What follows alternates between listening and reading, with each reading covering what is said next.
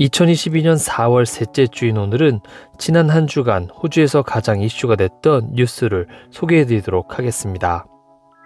MKL 시드니입니다. 지난 한 주간 이슈가 된 소식은 연방 총선 날짜가 5월 21일로 결정이 되며 본격적인 선거운동이 시작된 소식과 청소년들 대상으로 한 부스터샷 승인 소식,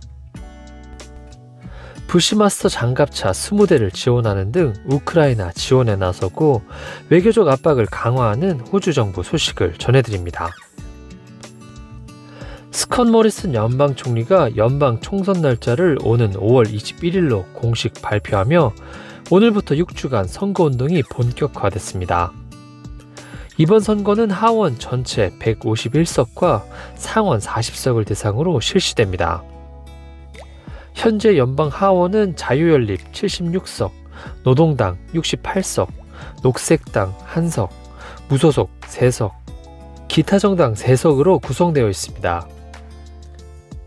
스콧 모리슨 연방 총리는 2004년 존 하워드 총리 이후 처음으로 2번의 총선에서 연속 승리한 현직 총리가 되는 것을 목표로 세웠는데요. 자유연립은 2013년 이후 토니 에벗, 말콘 텀블, 스콧 모리슨 연방 총리로 정부를 집권해왔습니다. 2019년 총선 후 사임한 빌 쇼턴 전 노동당 당수 후 노동당을 이끌고 있는 앤서니 알바니지 당수는 호주의 31대 연방 총리가 되겠다는 희망을 품고 있습니다. 노동당은 2021년 6월 이후 실시된 여론조사에서 꾸준히 앞서고 있는 상황인데요. 최근 실시된 여론조사 1순위 지지율에서는 노동당은 3% 하락한 38%를, 자유당은 1% 상승한 36%를 보였습니다. 양당 구도하에서의 지지율에서는 노동당은 54%를 기록하며 46%를 기록한 자유연립당에 앞서 있는데요. 지난번 여론조사에서 55% 대 45%에 비해서는 격차가 약간 줄어든 수치입니다. 하지만 총리 선호도에서는 스콧 모리슨 연방 총리가 앤소니 알바니지 야당 당수를 43% 대 42%로 근소하게 앞서고 있습니다. 그동안은 호주에서 16세 이상에게만 부스터샷 접종을 허용해왔는데요. 지금까지 대상자의 약 63.7%가 부스터샷 접종을 마쳤습니다. 여기에 호주 식의약품관리청 TGA가 12세에서 15세 사이 청소년에 대한 화이자 백신 부스터샷 접종을 승인하면서 청소년들이 2차 백신을 접종한 지 6개월이 지난 후 부스터샷을 접종할 것을 권고했습니다. TGA 대변인은 이번 결정이 매우 엄격한 백신 데이터를 검토했다고 밝히며 이스라엘, 영국, 미국에서도 해당 연령층에 대한 부스터샷 접종을 승인했다고 설명했습니다. 하지만 아직은 호주 면역기술 자문그룹 ATAGI의 최종 결정을 기다리고 있는데요. 수일 내 ATAGI의 결정이 내려지면 해당 연령층에 대한 부스터샷 접종이 본격화될 것으로 전망됩니다.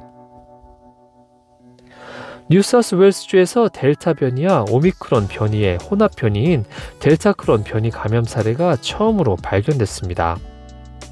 뉴사우스웨일스주에서 델타와 오미크론 혼합 변이 바이러스 반응이 검출될 케이스는 총 3건으로 지난달에는 BA1, BA2 혼합 변이 감염 사례가 4건이 발견이 돼 보건당국을 긴장시킨 바 있습니다.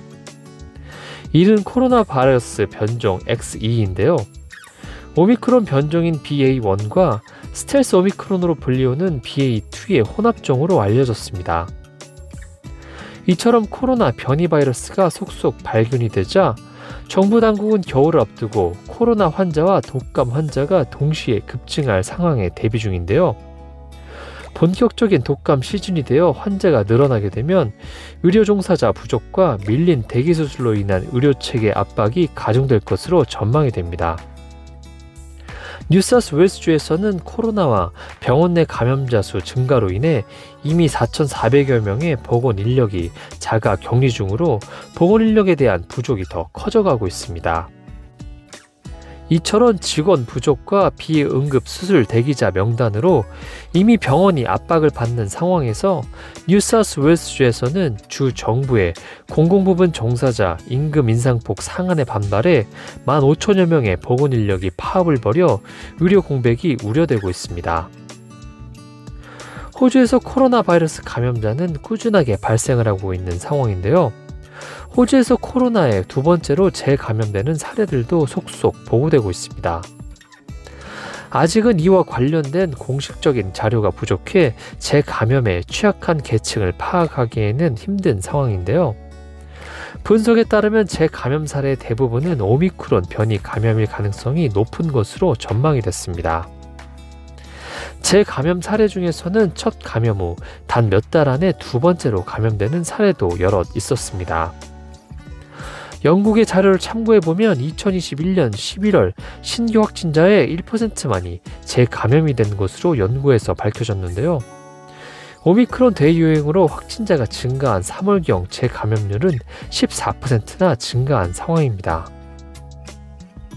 지난 3월 31일 젤렌스키 대통령이 호주 의회에서 직접 요청한 부시마스터 장갑차 20대가 우크라이나에 보내질 예정인데요. 이는 총 5천만 달러 규모입니다. 이 중 장갑차 2대를 실은 수송기가 우선적으로 퀸즐랜드 군사기지에서 출발했습니다. 한편 호주 정부는 러시아 국적자 67명에 대해서 추가적인 제재를 가한다고 발표했는데요. 이번 제재에는 민간인 은신처 건물을 공격해 마리우폴의 도살자로 불리우는 미하일 민진체프 러시아군 사령관과 드미트리 그리고렌토 러시아 부총리가 포함됐습니다. 이에 따라 러시아의 우크라이나 침략 후 호주로부터 제재를 받은 사람은 600명을 넘어섰습니다. 한편 야당 노동당 당수가 스콧 모리슨 연방 총리에게 호주 주재 러시아 대사의 추방까지는 아니더라도 러시아 외교관에 대한 추방 명령을 내려야 한다고 요구했습니다.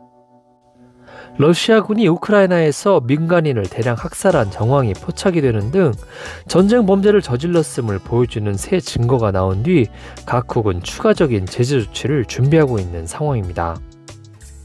그동안 외교관 추방과 관련한 비슷한 요청들이 있었지만 연방정부는 외교관 추방이 러시아 대통령에게 어느 정도 영향을 미칠지 확실치 않다는 이유로 결정을 미뤄왔었습니다.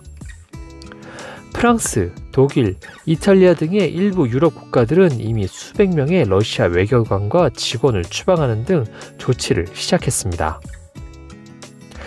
오늘 연방 총선 날짜가 5월 21일로 결정이 되며 본격적인 선거운동이 시작된 소식과 청소년을 대상으로 한 부스터샷 승인 소식, 부시마스터 장갑차 20대를 지원하는 등 우크라이나 지원에 나서고 외교적 압박을 강화하는 소식을 전해드렸습니다. 이번 주 주간 뉴스는 여기까지고 다음 주에 다시 찾아뵙겠습니다.